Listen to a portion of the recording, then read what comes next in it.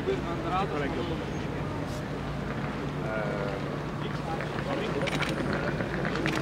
Hát akkor meglátásom szerint így is látozom, hogy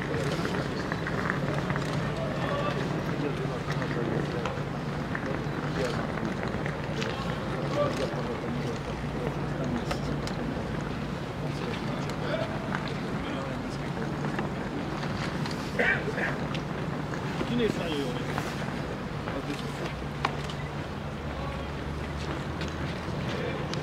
Ahhoz nem értek, de ahhoz, hogy látvány rajta, hogy végigmentünk, mit lehetett látni. Vagyunk valami. Nagyon rendben van. És most ki? És hol vannak? Vidéken vannak valaki azokon? jelen pillanatban látom. Mit fognak még csinálni? Azt mondják, téli túlélés van? Jelentem, igen. December 1-től téli felkészítésben kívánok. Mennek táborba azok?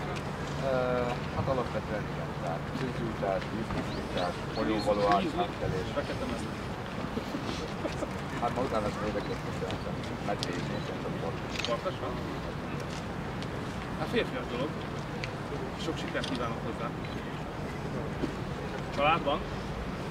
Kinek van családja? Tegye fel a kezét.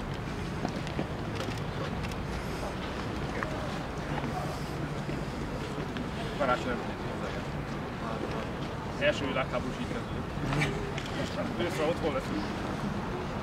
No, hát örülök, hogy találkozhatunk. Sok erőt és jó egészséget kívánok mindannyiuknak. Akinek van családja, az pedig sátor üdvözlöm. Minden jót. Vigyázzanak magukra, nyomják le őket. Állvány, vigyázz! Viszontlátásra, minden jót.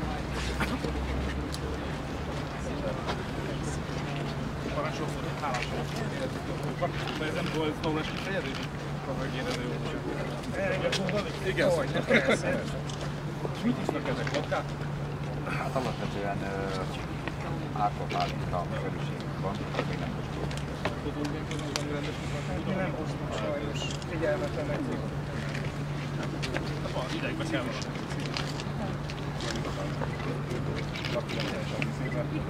Gyorsan? A magyar katonák, katonatisztek Moszkva az apró volt.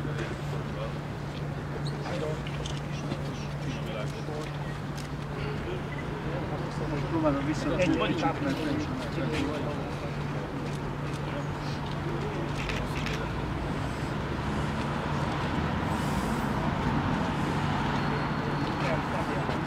Magyar adásunk van? TV-jük van, nincs? De alapvetően van internet hozzáférés. Dudi Fradi van. Minden jó, viszontlátásra. Laptop a mikrofon,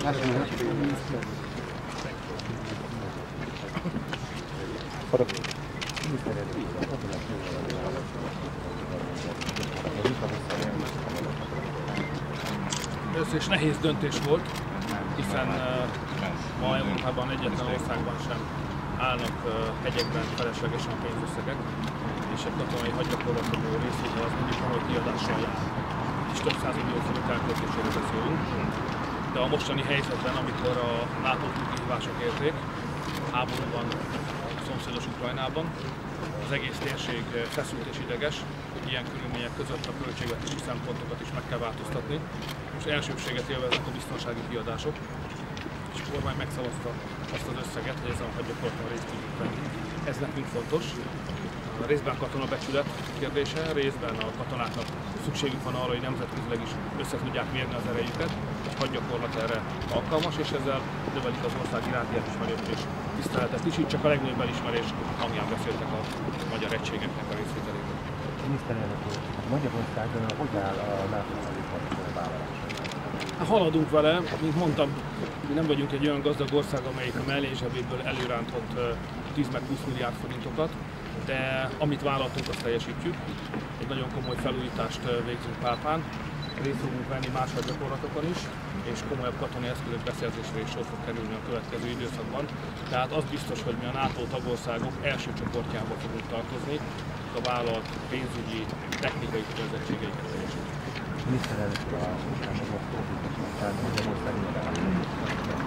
Magyarországnak van egy történelmi tapasztalata, leginkább ebből kell kiindulnunk.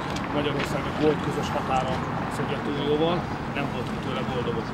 Ezért nekünk az az elementáris nemzeti érdekünk, hogy Magyarország és Oroszország között mindig legyen valami. Ez a valami szuverén Ukrajna lehet. Ezért nekünk az érdekünk, hogy Ukrajna szuverenitása megmaradjon, Ukrajna erős legyen, állni tudjon a lábán, képes legyen működtetni a saját gazdaságát, és meg tudja védeni a saját határait. Egy ilyen szomszédra van szükségünk. Az ehhez szükséges minden segítséget nemzeti alapon és NATO kötelékben is megadni. Még csak annyit, hogy mit hoznak a fejlődésre. Hát ez már egy másik hadsereg, mint amiben én szolgáltam. Szép idők voltak azok is, mégis a fiatalabbak voltunk, de ez nem volt egy hibátlan hadsereg. Ez egy polgári hadsereg, amivel most rendelkezünk. Ebben én most nagyobb büszkeséget, egy erősebb tudatot, fegyelmezettebb életvezetést és komolyabb fölkészültséget látok. Tehát csak a legjobbakat mutatom, hogy